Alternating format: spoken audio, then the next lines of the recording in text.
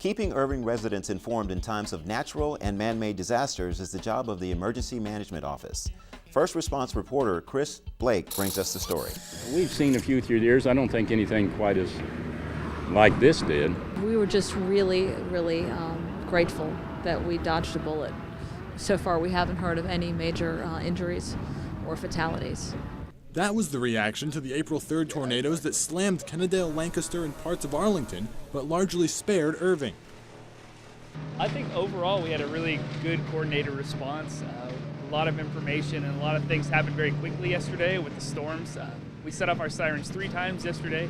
Billy Owens, the city's emergency management planner, says he found out the next day that Irving had been hit by an F0 tornado, an event that residents were warned by through the city's outdoor siren system.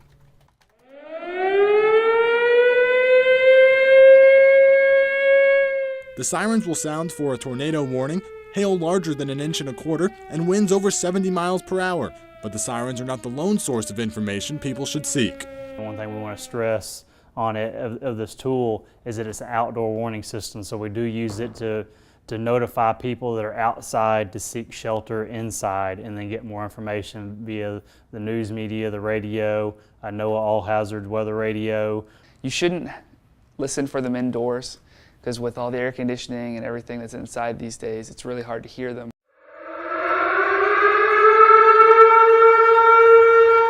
Part of the Emergency Management Department's job is to make sure the sirens run properly. Many Irving residents know the sirens are tested the first Monday of each month, but do those who don't call and ask what's going on?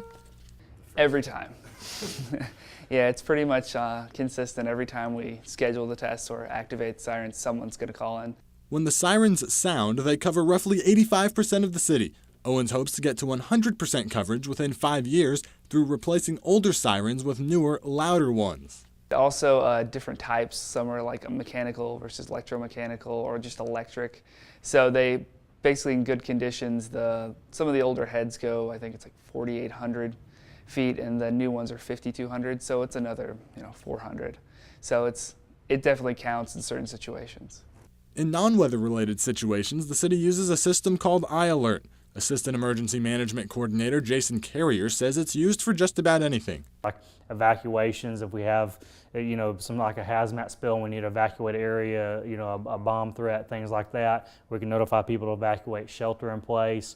If there's law enforcement activities where we need to give people specific instructions, we will use it for that. Missing children, missing elderly folks, any type of missing person, we have a high success rate of using the system for that. A lot of the iAlert system is based on GIS and also map-based system.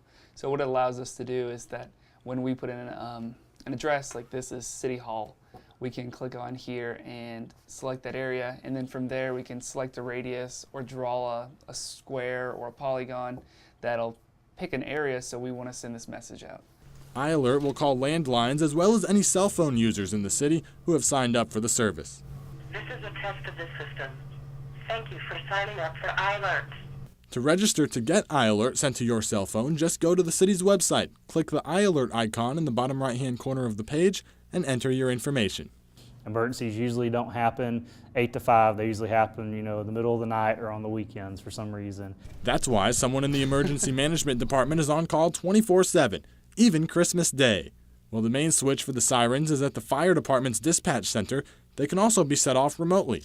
Some of the other advances that have come along are things like web-based and computer-based software, so we can activate those wherever we have internet. So no matter where they are, Owens and his staff can warn Irving residents of imminent danger, just like they did on April 3rd. Chris Blake for Irving First Response.